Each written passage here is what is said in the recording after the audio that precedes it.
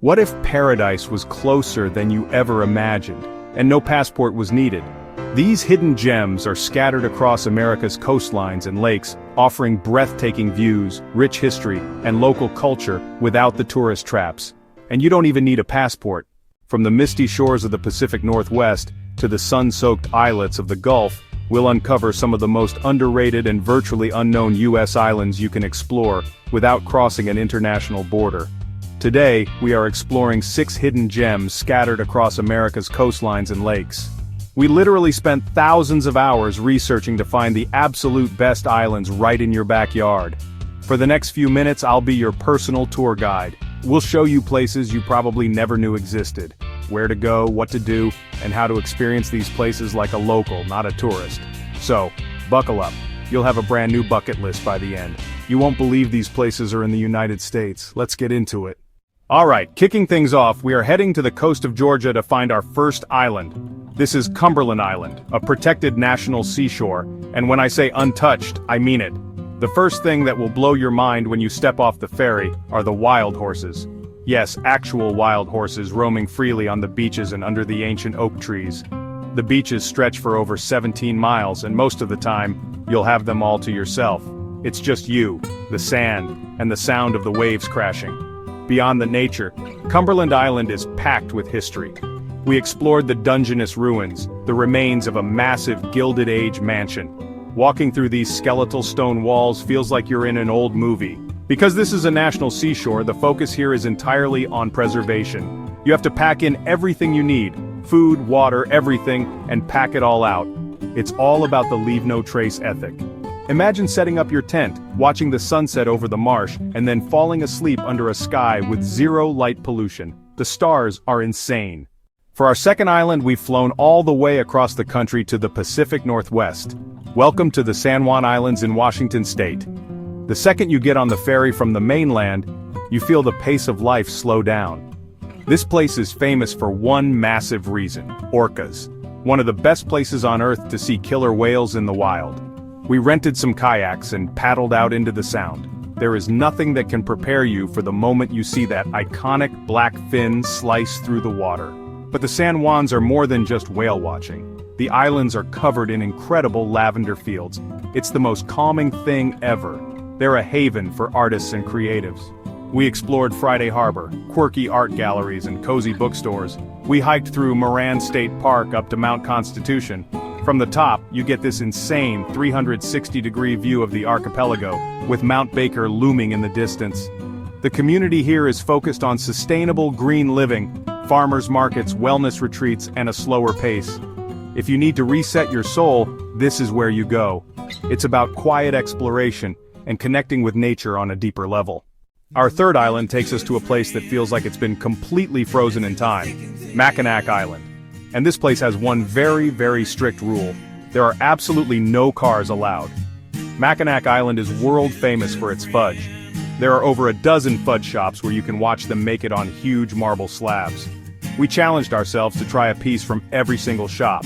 The best sugar rush of my life. We rented some bikes and pedaled the 8.2-mile road that circles the island, one of the most scenic bike rides you will ever take. We stopped at Arch Rock, an amazing spot for photos. We explored Fort Mackinac, a living history lesson with reenactors and cannons. The island is rich in Native American heritage, a sacred place for the Anishinaabe people. It's a forced digital detox in the best way possible. Simple pleasures, a bike ride with a view, and a delicious piece of fudge. So if you want to trade your car keys for a bicycle and experience something totally different, Mackinac is waiting for you. Okay, for our fourth island, we're heading to sunny Southern California. This is Santa Catalina Island. Just a 1-hour ferry from LA, but it feels like another world. The main town Avalon is built around a crescent-shaped harbor filled with boats and colorful hillside homes. The water here is incredibly clear, paradise for snorkeling and scuba. We jumped in at a spot called Lover's Cove, a protected marine preserve. You're surrounded by bright orange Garibaldi fish and kelp forests. It's like swimming in an aquarium.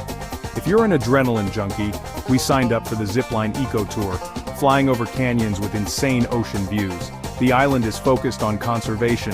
Volunteers help protect species like the Catalina Island fox. We toured the Catalina Casino, not a gambling hall but a massive Art Deco ballroom and movie theater from 1929. The town is walkable, filled with boutique shops, waterfront dining, and yes, golf carts.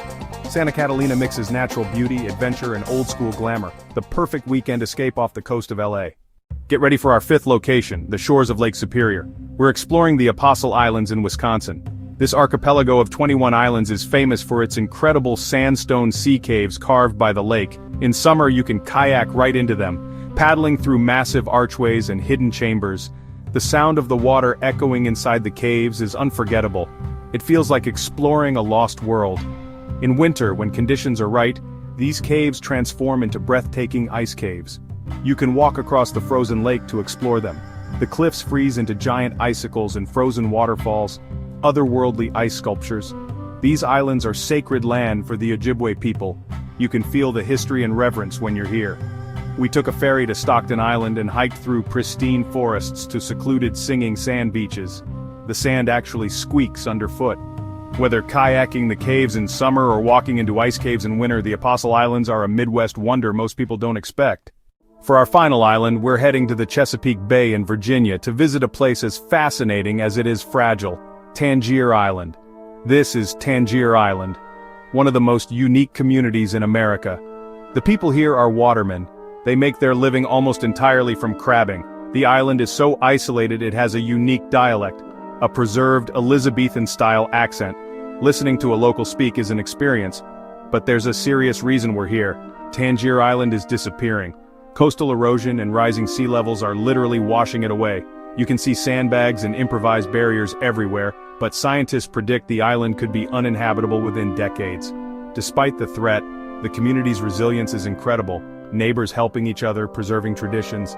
We spent the day with a waterman at sunrise, hauling crab pots, and ate some of the best crab cakes of our lives. Visit Tangier to support a unique American community. Witness a way of life that may not last. I urge you to see it while you still can. And there you have it.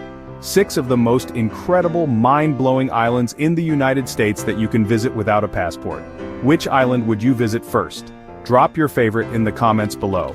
Subscribe for more off-the-path travel secrets, and don't forget to share this with someone planning their next US escape.